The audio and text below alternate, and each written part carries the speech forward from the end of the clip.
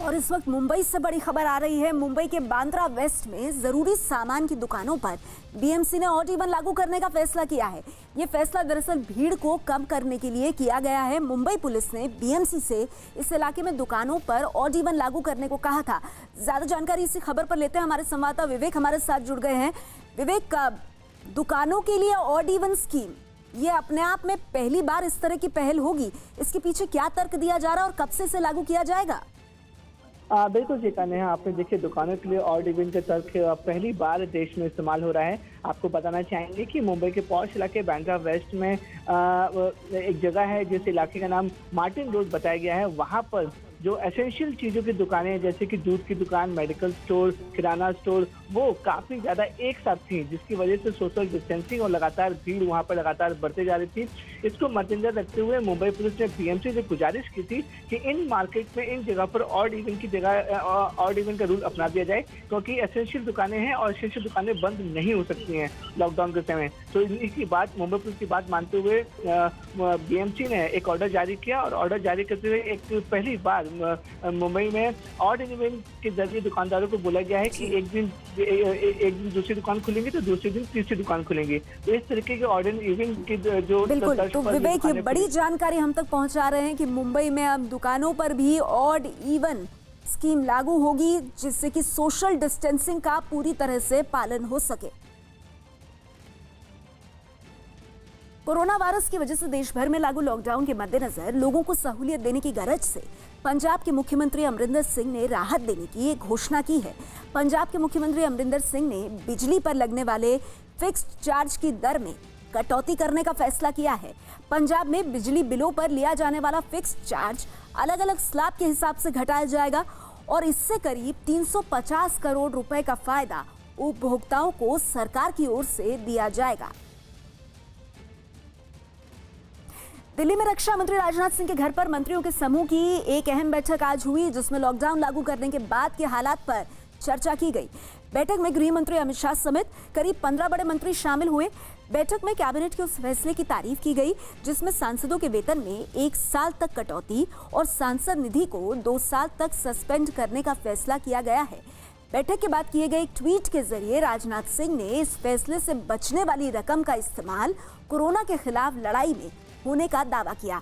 वहीं बैठक में शामिल केंद्रीय मंत्री नरेंद्र सिंह तोमर ने कहा कि फिलहाल लॉकडाउन खत्म करने के बारे में बात करना जल्दबाजी होगी।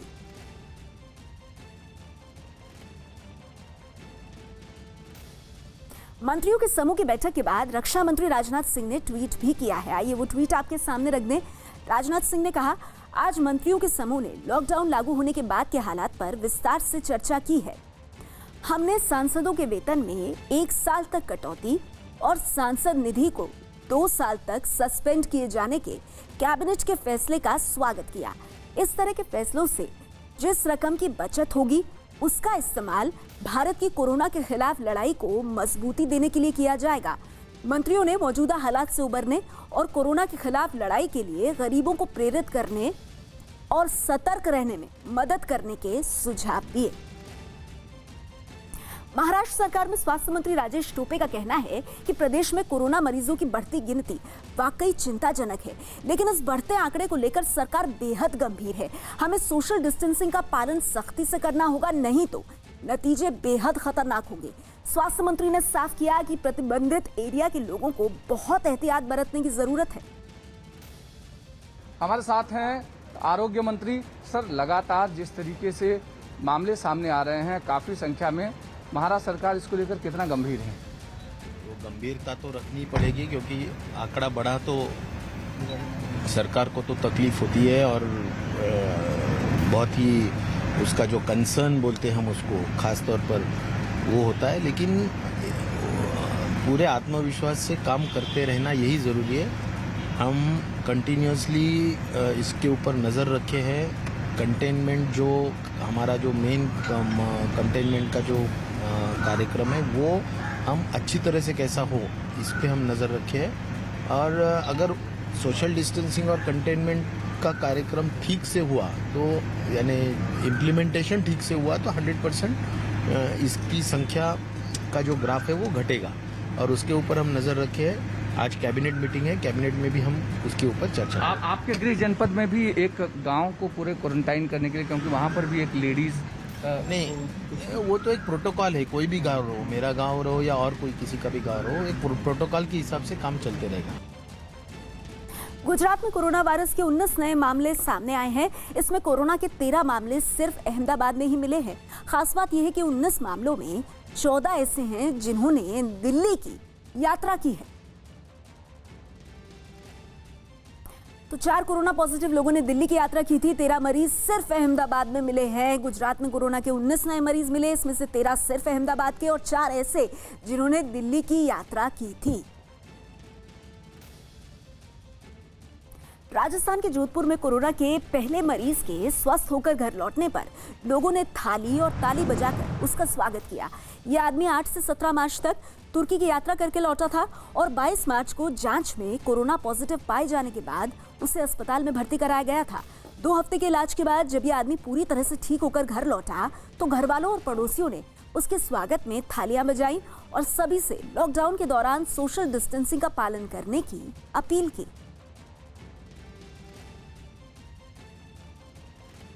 मैं जब टर्की से वापस आई और जब बेटे को थोड़ा सा हॉस्पिटल ले गए, उसके बाद हम सबका यहाँ पर टेस्ट हुआ और हम सब नेगेटिव में आए, तो हमको आयुर्वेद करवड़ में हॉस्पिटल में भेजा गया और वहाँ पे हम लोगों की बहुत अच्छी देखभाल हुई और सारी हमारे को सुविधाएं दी गई और कोई भी तकलीफ नहीं आई।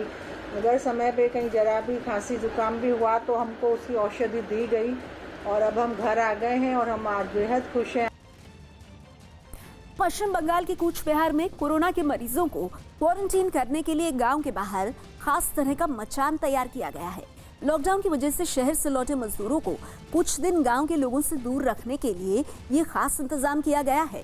पेड़ के तनों से बने इस मचान को गांव के बाहर तैयार किया गया है और कहा जा रहा है कि इससे गांव को कोरोना के संक्रमण से बचाने में मदद मिलेगी।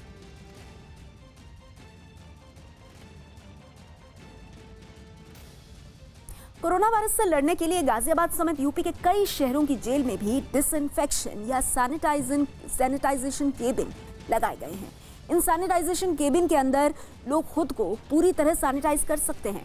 दावा है कि सैनिटाइजेशन केबिन या टनल से गुजरने वाला शख्स कुछ सेकंड्स के अंदर स्वच्छ हो जाता है, जिससे कोरोना वायरस के संक्रमण का खतरा कम रहता है।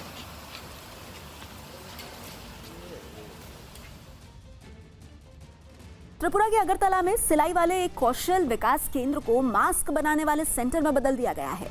शहर में मास्क की कमी को देखते हुए आशा नाम की एनजीओ ने ये कदम उठाया है ताकि लोगों तक मास्क की सप्लाई बढ़ाई जा सके। ये सेंटर करीब 500 मास्क रोज बना रहा है और अब तक 2000 से ज्यादा मास्क जरूरतमंदों और सुरक्षा कर्मियों को बांट भी दिए गए हैं।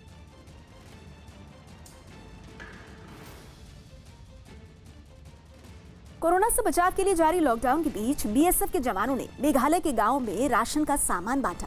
मेघालय के ईस्ट खासी हिल्स जिले में बांग्लादेश की सीमा से जुड़े इलाकों में बीएसएफ के जवानों ने गांव वालों को सोशल डिस्टेंसिंग की जानकारी दी और कोरोना से बचने के लिए जो तरीके हैं उनके बारे में भी बताया।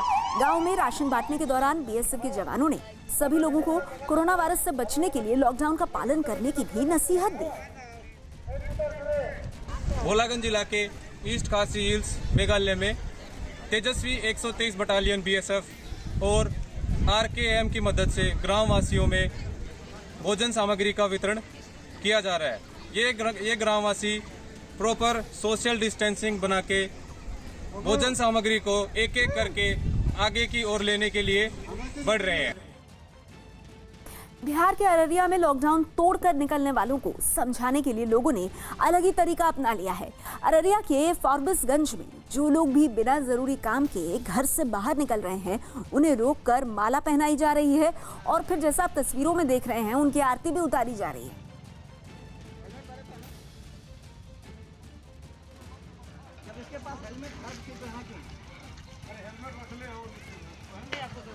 झारखंड के दुमका में एक मूक बधिर स्कूल को क्वारंटीन सेंटर में बदल दिया गया है। इस क्वारंटीन सेंटर में 31 लोगों को आइसोलेशन में रखा गया है। इन 31 लोगों में से 27 लोग एक ही परिवार के हैं।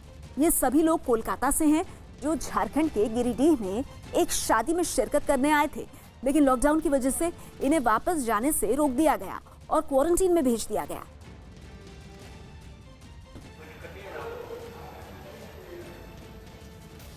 राजस्थान के श्रीगंगानगर में लॉकडाउन तोड़ने वालों पर ड्रोन कैमरे से नजर रखने का इंतजाम किया गया है।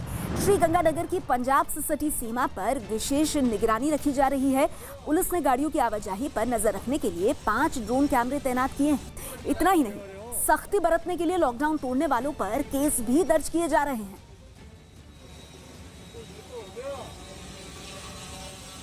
सादुल शहर कस्बे में पूरी तरीके से ड्रोन से निगरानी रखी जाएगी। हमारा पुलिस जाब्ता भी जगह जगह लगा हुआ है और ख़ास करके चूँकि सादुल शहर की सीमाएं पंजाब से लगती है तो काफ़ी नाके हैं, तो उन नाकों पे तो पुलिस व्यवस्था चाक चौबंद है, लेकिन कुछ नहरी रास्ते हैं छोटे मोटे, वहाँ पर संभावनाएं ये है कि यहाँ के लोग उधर जा सकते हैं, उधर लोग इधर आ सकते हैं, तो वहाँ पर भी इसको प्रभावी तरीके से, असरदार तरीके से इसका उपयोग किया जाएगा।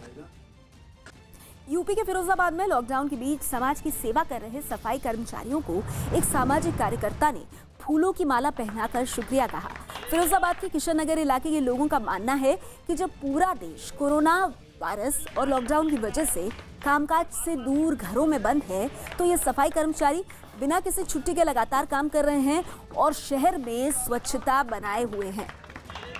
तो किस तरह से बाकायदा माला पहना करके इनका अभिवादन किया गया, उसकी आप तस्वीरें देख रहे हैं। सफाई कर्मचारियों का सम्मान, सफाई कर्मचारी जो कोरोना के असली वॉरियर्स हैं।